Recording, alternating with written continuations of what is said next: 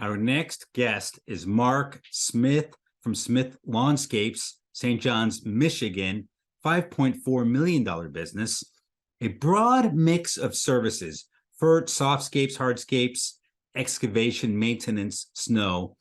Mark had a life-changing snowmobiling accident 10 years ago, which totally changed how he runs his business. You're going to learn about what happened to him, how he started building up a leadership team at that point, and yet he didn't quite figure out how to really make money. And him and I met up 6 years ago, and he's been a coaching client ever since, a peer group member ever since. And if you want to learn more about the coaching I do, you can find that on my website, jeffreyscott.biz. Mark shares his journey, the mistakes he made early on, and the changes he made in his business. He's also tells us about the recent organizational changes he's made in his business. And you can really learn from someone by talking about how they are going to grow to the next level from 5.4 million up towards 10 with these organizational changes. Mark really bears his soul, very humble guy, down-to-earth guy, and talks, heartfelt about the changes he need to make, his equipment, which was totally worn down, and the money he's invested in that with the improved profitability he has. And he still snowmobiles in spite of the accident that you'll hear about here. And he's a great guy. If you ever want to talk to him, call him up. He'll definitely give you the time of day. I think a lot of you in his size or younger, or even I'm smaller, or even some of you that are larger, will recognize yourselves in Mark, in the journey he's taking to figure out his role as he put a second in command in place, which pushes him up further away from the day-to-day, and then him figuring out his role. I think will really speak to you as you listen to the story. Here we go. Mark, welcome to the show. Thank you. So tell the audience about your company. You have a pretty diverse company. Where are you? How many employees? What are your services? All righty. So we've got about 50 employees currently. We're projecting to do 54 this year. We did 5.4 million this year, even though we were projected only to do 4.4. So we had a really good year. We have multiple divisions. We have a fertilizing division, which is about 9% of our revenue. Softscapes at 25, hardscapes at 22, excavation is about 16%, and maintenance is 13, with snow being at 15. You got a lot going on. Mm-hmm. So, and you got how many people on your leadership team? 7. Strong team. Yeah, we finally got our team dialed in. We've always had a good, 3-4 of us, but we knew we needed to complete it. We needed 2-3 more positions, and we finally have it. So how old's the company? Well, officially, legally, it's 2003, but I've been doing it since 94. That puts me at, I think I was 14 years old when I started, doing stuff for the neighbors. Well, take us back to the beginning and how you got the company started. Before 2003? Well, you tell me. Tell me how it started. You can go quickly on the first couple. Sure. Well, basically, my dad, pinched me in the ass and said, if you're gonna live here and you got a roof over your head, you gotta get outside and learn how to do some chores. So that's how I started mowing the grass at the house, which was about 1 acre, and I push mowed it all. And then one thing leads to another. The neighbors see it. They want the young kid. They see these guys drive. They want them to earn some money. So next thing I know, I'm doing like 5 lawns, 10 lawns, and then I got my tractor and I'm hauling my trailer with the weed whacker and blower to these accounts. And then I got to a point where some of them were farther away, and I was always playing 3 sports. So my mom would We'd put everything in the Astro van. She'd drop me off. And I'd be sitting on the curb waiting for her to pick me up. There weren't no, cell phones back then. And I'd be doing that in between, all my sports and school. So I was always on the go. There's never, it's hard to get me to stay inside. Okay. And then Then, how once did high you school, decide to make oh yeah, go ahead. well, once high school, came and gone, that's what I knew. That's what I wanted to do. So I went to college for 1 year up at Ferris. And I came back every weekend to mow my lawns.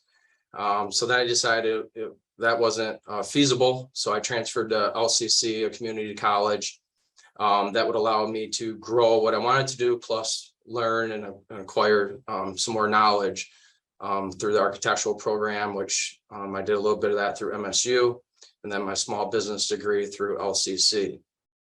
So then once I graduated from there, then I ramped things up. I got into landscaping more and more. That's, typically that's kind of how things go. You start out with the lawn care and the pruning, and then you get into the landscaping. So then that led me into 2003.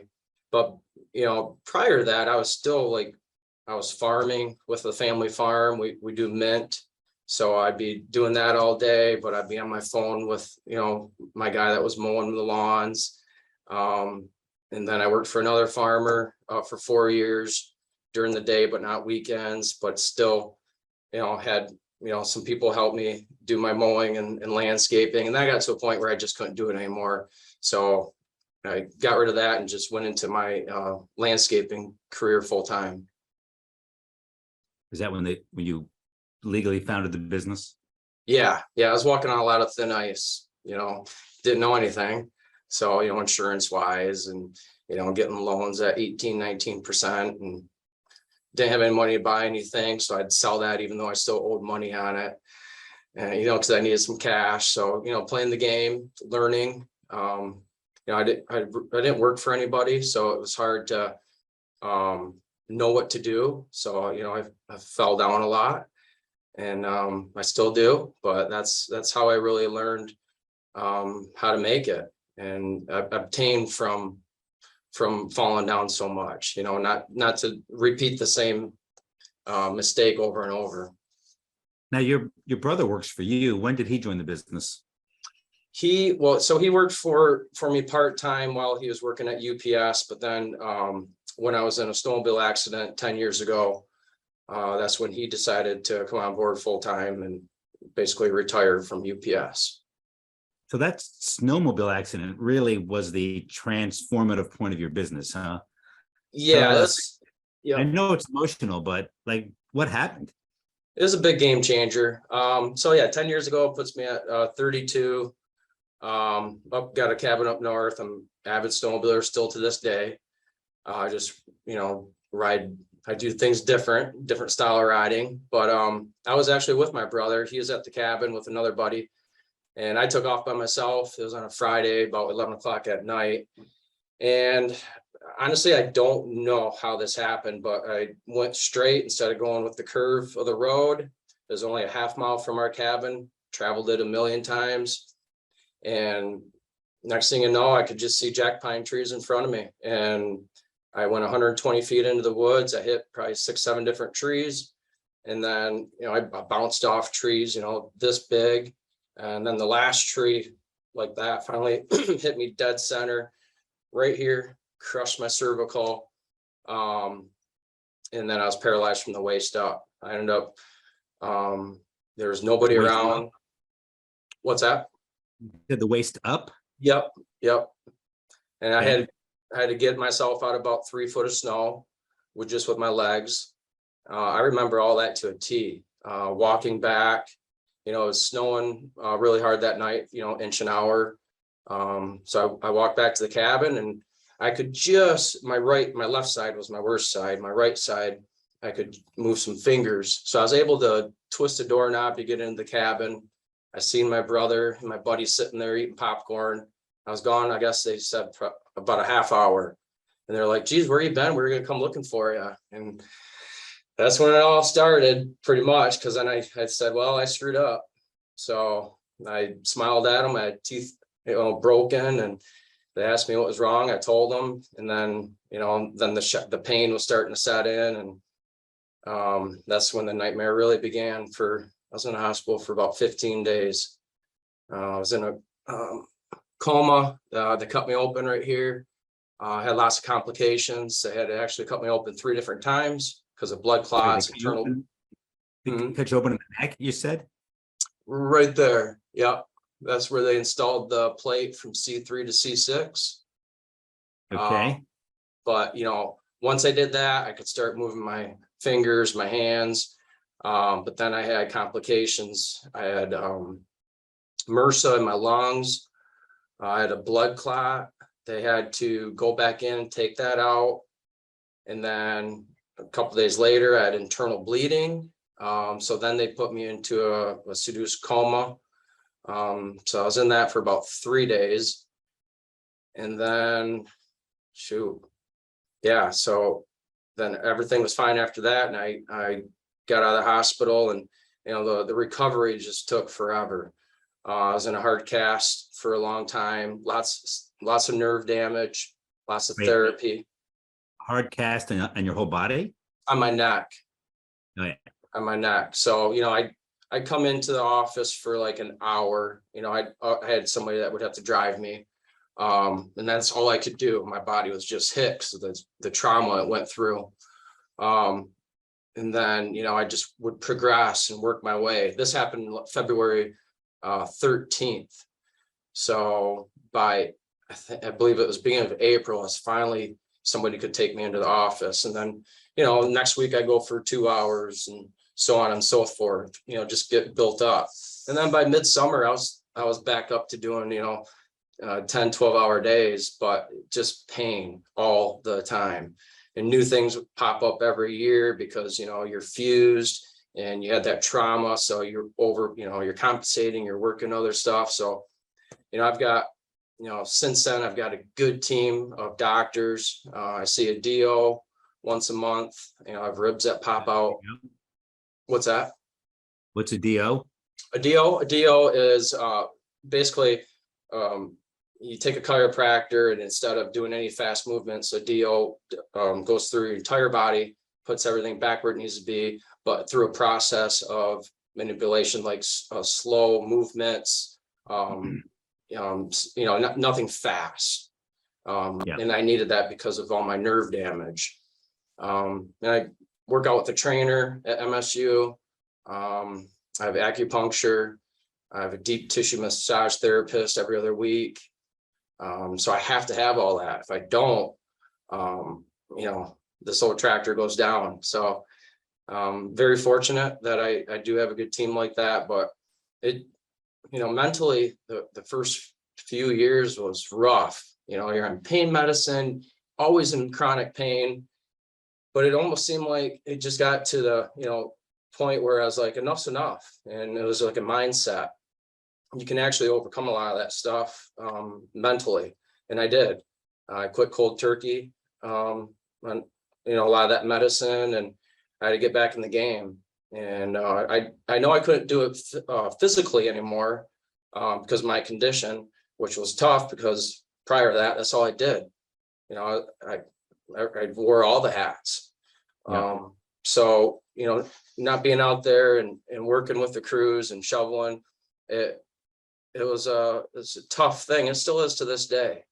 But I'm in a lot better shape now. I'm able to do that sort of thing, and it's enjoyable because I just do it at my home, versus, jobs. But it's been a long mission, and, being in a trauma accident like that, it can, it's really, it's tough. It's not like it was a scheduled surgery. So this was 10 years ago, right? Yeah. So how many people on your leadership team today were there 10 years ago? Zero. Zero? But your brother was around. He was around part-time, but so I guess you could say I had a half of a person.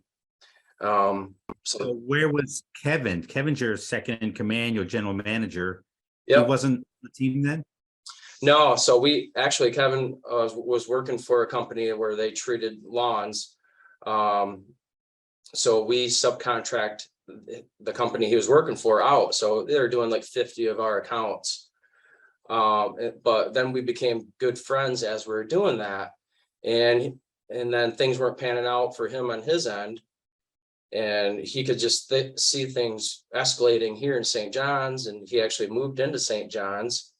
So one thing led to another, and I hired him, and then from there, just everything just started escalating in a positive direction. So what was the revenue 10 years ago? We're around two to 2.5 million. And so give us a bit of timeline. Well, first off, so you had to make some decisions on the business. What mindset shift did you have? And then how did you start building your team? So I had to learn how to delegate. I was not good at that at all. It's always, I'll do it. I can, being headstrong. That's always been a challenge. So I had to delegate. I know, I had to teach Kevin how to sell, because all he knew was grass. So, and I didn't have a lot of time to train because I was spread thin. So Was I he the kind of, first leader you brought on? what's that? Was he the first leader you brought on? Besides Mike, yes. Yeah. Mike's your brother. Yeah. So Mike was running more of the operations, and then both of them were doing estimating, but Mike was working 100% in the field. Kevin, he was working 100%, in the office, helping me run the company. I had a part-time girl that was doing my payroll and my books and stuff. But then after the accident, I knew it was time to make a leap, because she was working her full-time job and doing this at nights. And this is a full-time job for me. So it wasn't meshing. It got us to where we needed to be. So then that's when my cousin, Carla, she came on board with us. Okay. So keep going on the story here. So we were always busy, and we here's the thing is, when you're busy, that doesn't mean you're successful. That's just busyness. So, but we continued that pattern. We kept hiring. I think by the time, let's see, we had like, when I got in that accident, we had around 15, 16 employees is where we were. So, Yeah. but as in my early 30s, after I hired Kevin and Mike, we still didn't know anything about like organizational charts and career ladders. We just knew, all right, this is what we do. This is how we do it. We do know that we need foremans. We just did the best we could from what we knew, but that only took us so far. So we got to the point then where it's like, all right, okay, in business, you got these different levels, and we got to that level where we just couldn't go no more, but we weren't really making any money either. And we just didn't know enough to figure out the hows and whys. So then that got me to the point where I need to seek out, I need to start networking. I need to go to shows. I need to learn, what am I missing? And then that's actually when I met you in Lansing. You had a seminar, like a one-day seminar. And I'm like, all right, I kind of like this. And then I gave you a call, and then that's how we met. And things have just, made leaps and bounds since. I don't. I remember that. Yeah. Was like a full day with round tables, I think, Yep. in Lansing. So what was that, 6 years ago or? About 6 years ago. Yeah. Yeah, I think we just started maybe LMN at the time. It's just a big breaking point for the entire company, because I've told you before, we're at a point where, okay, we got all this work, we're booked out, but we don't even have $2,000 for a track center skidster. I've said that a lot, and it was the truth. We're barely making payroll week by week. So 10 years ago, you started building the team. Yep. I met you 6 years ago. So 4 years later, you were expanding, but you were broke. Correct. And we didn't know why. Yeah. Yeah. So you guys must have been kind of breaking even when we met. We were actually in a negative. We were negative numbers in profit wise. Yeah. But you had a big team when we met, right? There were like 6 people you brought to our first meeting. That's correct. Yeah. I think when we met you, we were somewhere around 28, 30 employees. Yeah. We were just keeping things running. We still weren't making any money, and it just never really dawned on me. But I always was thinking, I was like, man, we're always busy. We're snow plowing all of St. John's. We're doing all the, that was the problem. We were doing work for everybody, and we were doing work for any type of job. And there was no pricing pyramid. There's none of that stuff. There's all unit pricing. Oh yeah, we hear like $75 an hour is good for that, all that unit pricing. Then once we got LMN, and then once we started learning stuff from you, that's when it was just a total shift. And that unit pricing was out the window, and we were pricing it per job of location and all that stuff. And so what are some of the big changes you made do you mind sharing how profitable are you today? Today, well, this is our best year that we've ever had. Like I say, we are $1 million over what we budgeted. We're always shooting for 20% net profit. We didn't make it there this year because we overspent, and we knew we would, just because of our equipment, how old it is. That's been just a huge change in our company, is the amount of equipment that was so old that we've gotten rid of. But yeah, it might cost us, payment wise and that, but it's not costing us downtime. And I've finally got buy-in from my whole team on this. And that's been a huge, we've had some trucks that were 20 some years old. They need historic plates. So we ended the year at right around 10%.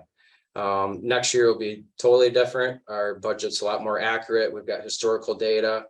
We're feeling really good about it, and we're going to track everything division wise too for expenses. So we've always said these divisions are mini profit centers. Now we're going to dive inside each one. Instead of having just our overall budget, we're going to have multiple. So 10% plus you've upgraded your equipment. So that's pretty good. Right. I remember when I met you, all your equipment was outdated. Oh yeah. Most of it was. Yeah. The trucks, the trucks I personally had, that I owned myself, the company didn't, they were diesels, they had a couple 100,000 on it. I, pretty much anything I had, I gave to the company. And so I lost all my equity.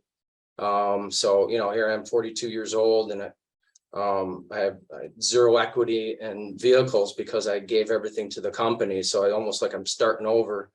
But I had to do what I had to do. That's what you do when you're in business. As I recall. Oh, go ahead. It's your kid. It's your baby. You take care of it. As I recall, you weren't even paying yourself. I remember when I found that out a couple of years ago. Yeah. That's always, it's challenging when you're in LLC also to pay yourself.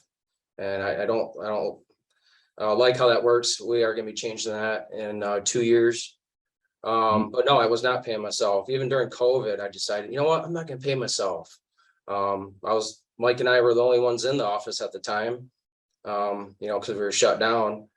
And it was weird. It was quiet around here, but yeah, for a couple of months, I never took any pay. Just kind of how I am, I guess.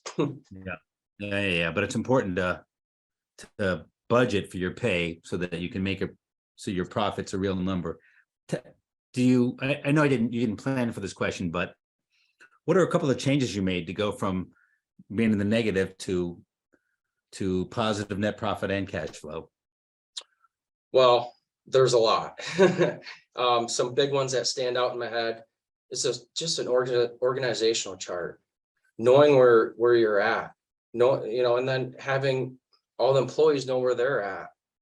And that goes hand in hand with the career ladder, just putting the vision out there more for everybody and where they can go, up the ladder.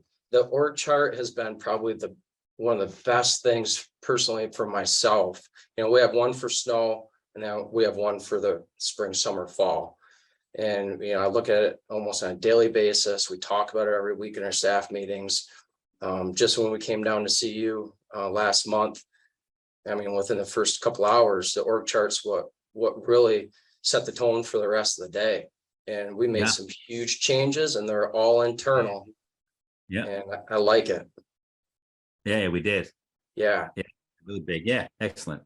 So it sounds like you manage by the org chart weekly, which is really pretty interesting. What other big changes did you make? The strategic planner, that's been huge for us. We network and travel now and learn, all these different ideas, concepts, technology, systems, and you want to come back with 2 to 5 different ones and implement them, even though you might have learned 15, but you can only do so much. Well, when we do that, my leadership team's been so great. So, we look at the strategic planner, we have our ideas, we put it down when we want to complete it. We look at it every week to see where it's at, and then we assign it to somebody. So there's accountability for everybody. It might be a 1-person task. It might be two or 3 people. It all depends on the magnitude of what it is. And we still do that to this day. Excellent. Besides that, we just went deep. We looked at unbillable hours. We looked at, how our efficiencies, where we're losing, and we've dialed it in. We're at 21%, and we'd like to get it down to about 16%. But we've come a long ways just in the last, just the last 2-3 years on efficiencies. Going paperless, doing all the guys punching in element time, being on the latest and greatest of technologies. The peer group has helped us tremendously. If there's a question we have, we don't have to spend months of researching it. We can literally just ask our team, and our team member has already done that. So that's really helped us too. And then when it comes down to equipment, I'm the one that, my brother and I, we do all the research and whatnot, but at the end of the day, I'm the one that, makes it all happen with buying the equipment and stuff. So I'm looking, okay, am I going to lease this? Am I going to buy this? So all of our skid steers, mini excavators, and power washers, stuff like that, we lease all that stuff, and it works for us. Our vehicles, we buy those. So that's where we have equity. Gotcha. So something interesting the dynamic you've been through besides the accident, which is, obviously a trauma, but another big impact change you had is Kevin, who came on to run your fertilizer division. And then when I started coaching with you and him, and I said, he could be your sales manager. And then he became the sales manager, and I'm like, he could be your GM. He's got these skills. And you guys moved pretty quick. You moved pretty quickly to make that happen with him. It's still in the process of transitioning.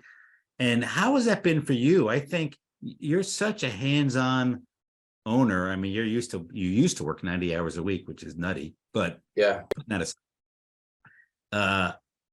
how has it been like finding your footing when you're handing off things to him? Yeah, so it's been tough. Like a lot of times, I mean, there's still times I'm like, what is my job? Yeah, I know what my staple jobs are. I ordering bulk supplies for the company. I run the nursery, I order the plant material, stuff like that. But I used to do so much more, and I got to hand that stuff off. The estimating is down to a minimum. But there, Is it really? Because that was hard for you, handing off the estimating. it's been really challenging, but honestly, there's owners don't have, and maybe other companies do, but I don't get a review, I don't have a job description. Everybody else does. It's easier for all my other employees to scale and to see their accountability and their metrics. It's really challenging for myself to see that. So you really got to set some time aside and think and reflect. And at the end of the day, yeah, I might not know exactly what I need to do every day, but to watch the personnel grow, there's a lot of people who have been here for over 10 years, and to see that, they have families, and I created a company that can support that. And I think that's pretty cool. Yeah. Well, I think you're lucky or smart, but certainly lucky that you bumped into Kevin, and Kevin's got some skills to be a GM at a good level, at a high level. Yeah, he's definitely my pit bull. Like I said, there wasn't a lot of training with him. He just had to take the bull by the horns and go with it, because we're just always busy. Even him turning into a GM, it's not like we officially said, all right, this is the day you're going to be a GM. He transitioned into it, and now he's 100%, but he's also our sales manager at the time, and he's able to do that. And whether that he's able to do that, for the future, that's great. Maybe it'll transition in him just being strictly GM, but for now he enjoys it. He can do it. He's cut down on his estimating, so he can coach all the other sales people, and it's working for us. Yeah. Things aren't all perfect. I mean, obviously I know the inside scoop because we've been working together. Gosh, I guess almost 6 years now. You've been a member of my peer group for a long time as well. Without sharing names and stuff or sensitive information, but you had hired a husband and wife team in your office, and that didn't really work out. No. So Carla was with us for about almost 10 years, and then she left, and that she was our office manager. Your cousin, just so people know, right? Yeah. So his family, she found a different opportunity, and so she moved on, and to me that was, like, at the time, was devastating. I'm like, holy, who's going to do this? Who's going to do that? How are we going to find a new person? So I jumped into her chair while we were trying to find someone. We hired someone. She only lasted for a few months, pulled the wool over us. She was more of a data entry person. So I'm back in the driver's seat of the office manager now. So then we hire this husband and wife team. The husband was HR, and she was office manager. And they again pulled the wool over us, Kevin and I, in the interview. And you think we would have learned prior to that, but we weren't desperate, but we know we needed somebody soon. Our company has to continue. We can't put it on pause. And everything was getting let go and getting behind. So we just had to roll the dice and go with it. And we tried for a year and a half. We exhausted. They were good. They were good initially. Oh yeah. Yeah. Just like a lot of people are initially. But then once we got to know them, and we seen the silver lining, and then other employees would come in and tell us stuff. The thing is Kevin and I exhausted everything we could, so we have no regrets. We tried and trained to the best of our capabilities, and at the end of the day, they weren't the right fit for our company, and they're sinking the ship. So we had to cut ties, and now, you know, it's awesome how we've promoted so much within the company. Like our admin assistant, right when you walk in the front door, you know, now she's actually our HR. We'll come to find out she was doing most of the HR work for the husband that we hired prior. So that's a beautiful fit. She's happy with it. And we hired a new office manager. That's going great. She's a good fit. And everybody gets along. You know, that's one thing. You get all these people in the office, you've got to get along. You know, you see each other more than you see your family. And we always say, you know, we're tight knit, we're family here. So when we hire people that are like us, you know, whether it's the work ethics or the attitudes or the hobbies. So we're very fortunate to have not only our leadership team of 7 to be really strong, but everyone else too, our foremans, and, you know, now our new project managers, and our salespeople. We got a good thing going here for such a little small town. So if you look back over the years, you've been through a lot of changes. Anything you would do different or quicker? Yeah, not procrastinate as much. I'm big on that because I'm a daydreamer. I'm always, you know, off in la la land thinking about stuff. And then when it comes down to it, I wait. So personally, that's one thing. And that would be good advice for anyone else that procrastinates. Don't. You just nip it head on.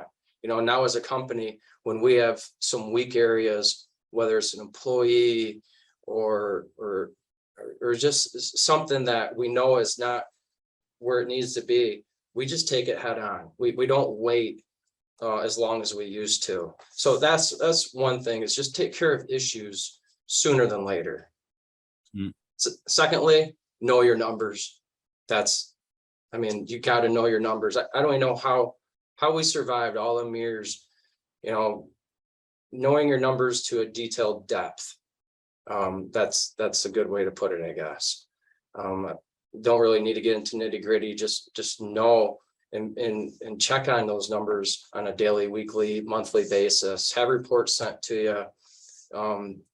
Don't be the one go get the reports because you're a procrastinator. Have someone else to send you the reports. Yeah, and then delegation. We're all guilty of this. It doesn't matter what business you're in. Got to delegate, got to put trust, got to empower your people. You know, last year was the first year ever for our snow season. I wasn't here, and that wasn't meant to be about. I was not here for one snow plow event, and we had about 15 of them. I was out snowmobiling. You know, we went out west. We'd be up in the UP. It wasn't by design at all. It's just how Mother Nature, how it happened. But I wasn't here, and everything went fine. You know, because people stepped up. We had our org chart set in place. It was great. And so that's the thing, is you just really got to empower your people. That's what you hire them for. Don't always have your finger on them. Let them make mistakes. Let them fall down and get back up. That's how I learn. That's how, other people need to learn. Wow, those are good lessons. Any others? I have one for you, though. I think you probably learned this, but you may have skipped over it. But I think when you first started off, you would take any work whatsoever. Oh, yeah. What did you call it? Young, dumb, and hungry? Yeah, I was, getting on that. I was dumb hungry. You know, I'd take on any job, anything. I don't care what it was. I never fired clients, customers. I kept them even though they're red flag people. I actually had some acquisitions with 3 companies, and I wish I wouldn't. I bought out 3 companies. The biggest one was for 175K, and 30,000 of it was for beat up old equipment. The rest was blue sky. The other two were 100% Blue Sky. And I would never do that again. Yes, it did help, it did gain, but that was a lot of money, especially with the first one. You know, there are two, not as much, but the first one seemed like I was paying on that forever and ever and ever. I was so happy to get that paid off. But that was another learning lesson. That Blue Sky you can't count on. There, you know, there's not a contract when it comes to that. But you know, I was only 23 at the time, so I didn't know any better. I didn't have any mentors to really ask, and I just did it. Well, do you have so now you're much more picky on who you're, or not picky, but you're really clear on who your ideal client is. Yeah, multiple service clients is who we want. We don't want to do the, you know, we want to do business with people, don't get me wrong, but we don't want to do business with people that, hey, I just need you to mow my lawn, or I just need you to plow my driveway, or I just need you to prune my shrubs. We want to do business with people that have multiple services. And then we want to do, you know, we're easy to do business with. We want, you know, people, we want to do business with people that are easy too. You know, people that appreciate us. So, you know, probably 3 to 5 customers a year we have to let go. They're just not a right fit for us. And we always look at the jobs too. We have our green, yellow, you know, red lights. We do, you know, when the call comes through, you know, the admin staff knows how to funnel it. Our sales people are the ones that actually make the decision if we want to do business with them or not. But we've found where we need to be. Our honey hole is, you know, we do commercial, but our honey hole is residential. And it's those $10,000 to $30,000 jobs. That's where we do the best at. We've gotten some jobs, a couple hundred thousand, and they're okay. It's, you know, I feel like our company is really good at being on a job site for about a week, maybe 2, and then on to the next. You know, it's really important to know your strengths. Yeah. And not to get dissuaded by what you read in the magazines or what you see that somebody else has for strengths. Yeah. You know, do what you know. And, you know, yes, we have all these divisions, which requires a lot of moving parts, a lot of equipment. But the cool thing is, because this is pretty much our niche, is we're a one-stop shop. So, you know, we're the first ones on your property from start to finish, and also to maintain after it's complete. So each division will touch that same property, and that's pretty neat, especially at the year end when we've got, you know, we're having a Christmas party and we have, you know, a big screen with pictures of jobs we've done over the year, that last year. Well, each person in that room knows that job because we're all on it. And even though we're all in different divisions.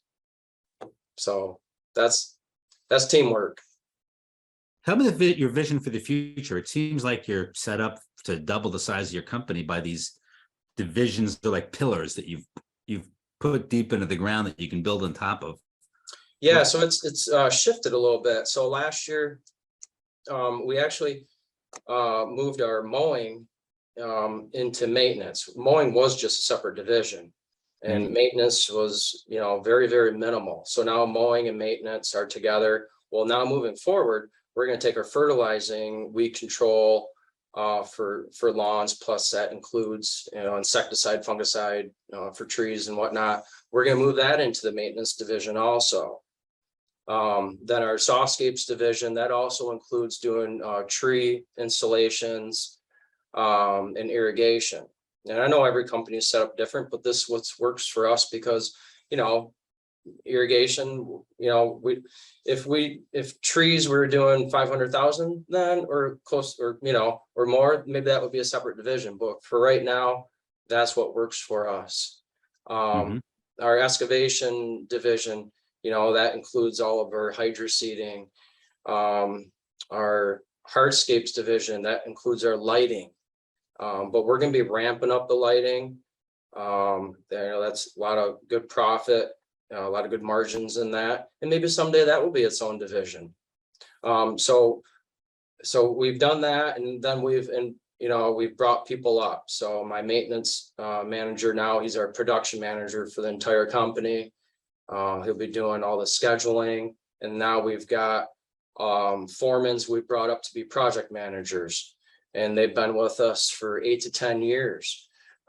So we didn't have to hire anybody outside of the company, which makes it nice because they know exactly what's going on and they're ready to move up the ladder.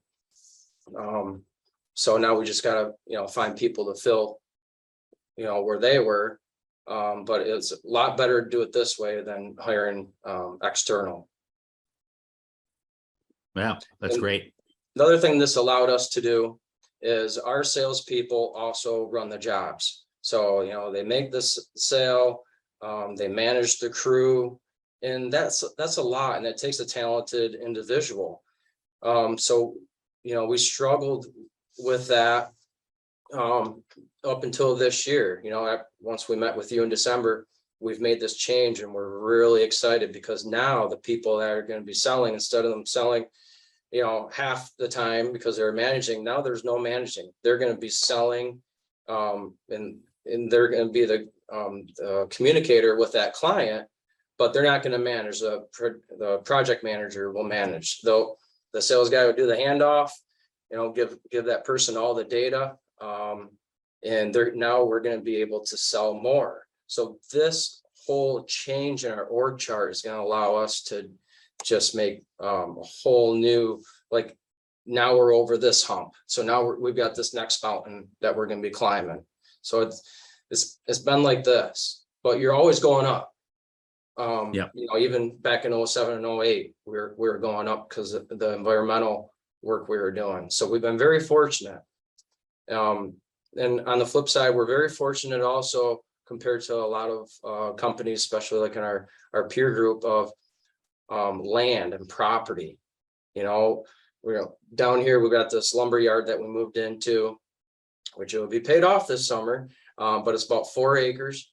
But then, where I live at the farm, that's where the nursery is. There's almost 100 acres out there. So we're very lucky and fortunate to have, lots of property, lots of even gravel pits and aggregates. I know a lot of my peers don't have access to a lot of this stuff, and it's very costly if they do.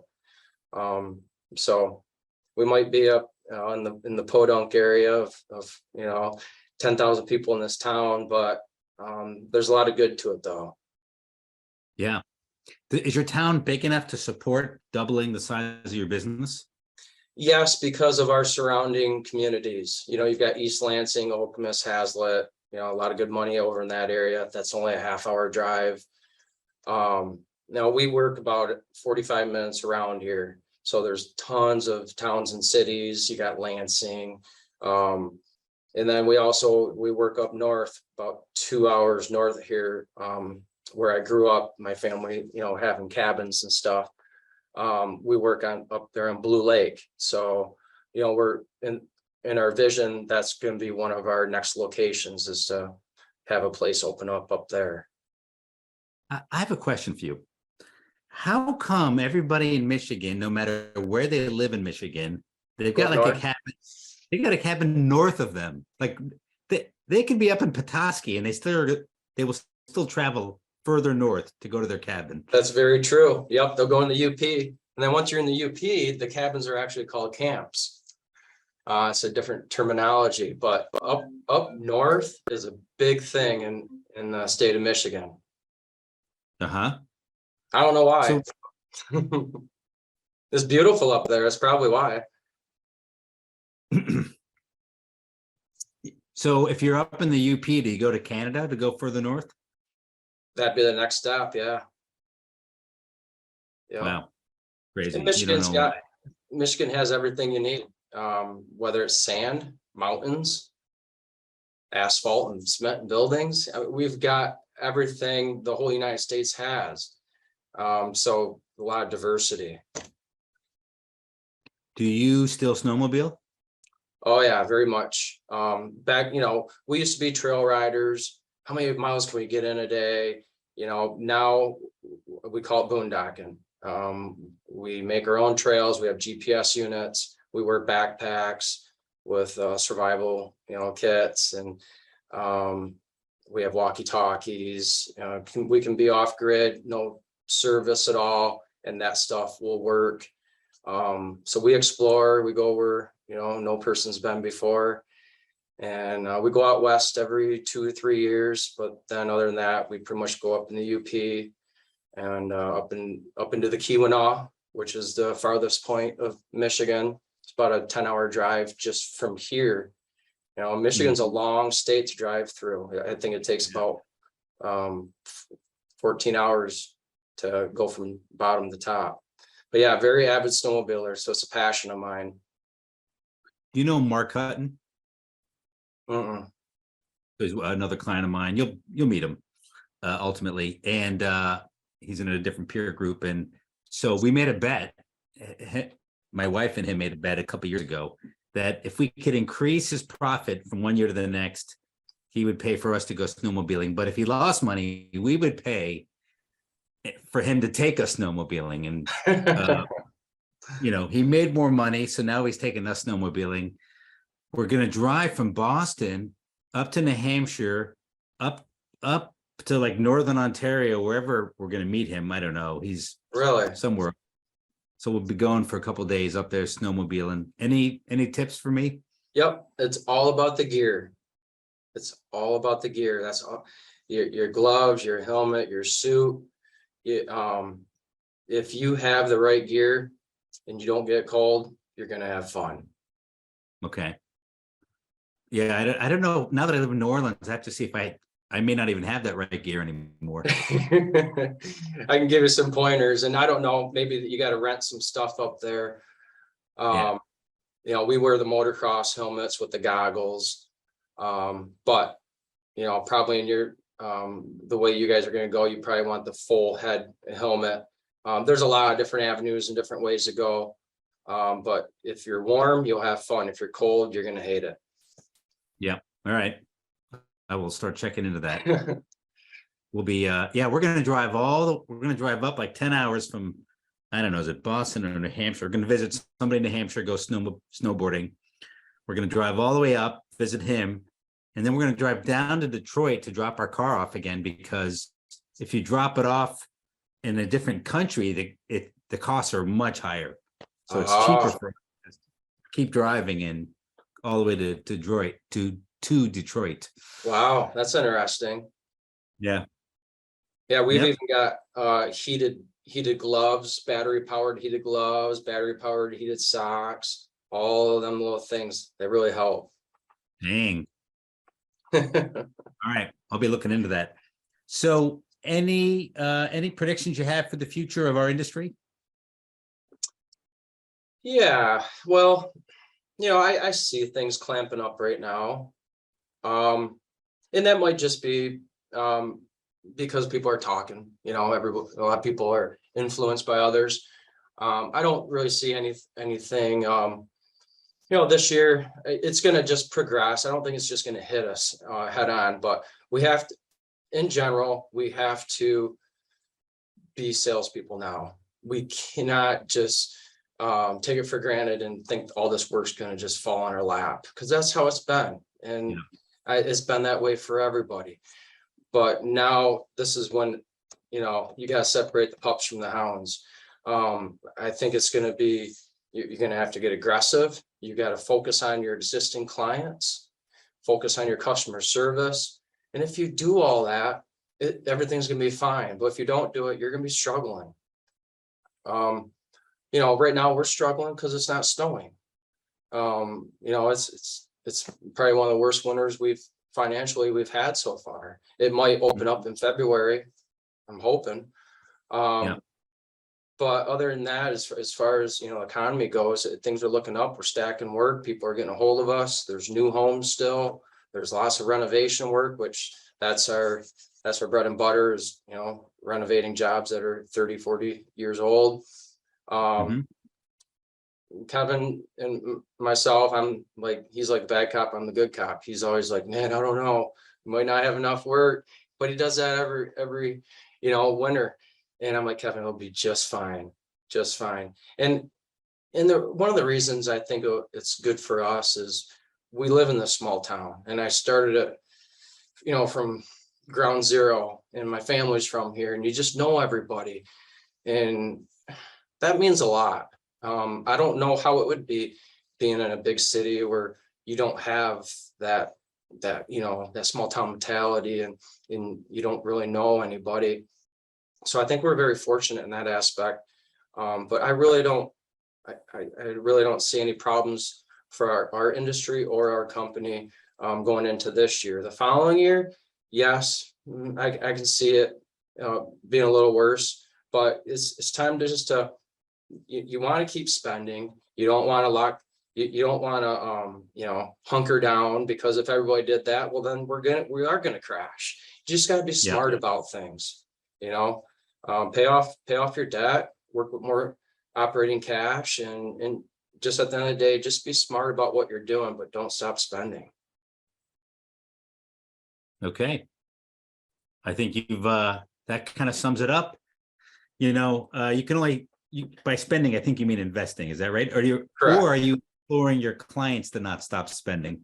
It's everything. It's whether it's the clients, spending money with us, or if it's our companies, all of us in this industry investing. You don't want to go in the ghost mode, because if everybody did that, then, well, we all know what will happen. Yeah, you can't just be defensive. You've got to always be offensive. Yep. Hey, Mark, I appreciate your time here. I appreciate you sharing the story. I know it was emotional. Yeah. It's a good story. Great for people to hear. And thanks for being a great client. It's been awesome working with you guys. Thank you. And thank you. I will see you soon when we meet for peer group in California. That's going to be great. Looking forward to it. I've never been there, so I'm gearing up for it. My wife and I have booked an extra few days up in the Napa region. So we'll be doing some wine touring and tasting and things like that. Nice. After the meeting's over. Definitely a trip to make an extended stay and make it, a little bit of a vacation. Yeah, it's funny how really that's true for almost everywhere we go. Not everywhere, but many, many places have something else worth investigating. Yeah. I try to do that. Anytime we do a peer group trip, whether it's earlier or after our meeting, I try to make it extended so you can enjoy that area for a couple days. It's worth it. Yeah. All right. I will see you soon then, Mark. All right. Thank you so much. Thank you. We'll see you.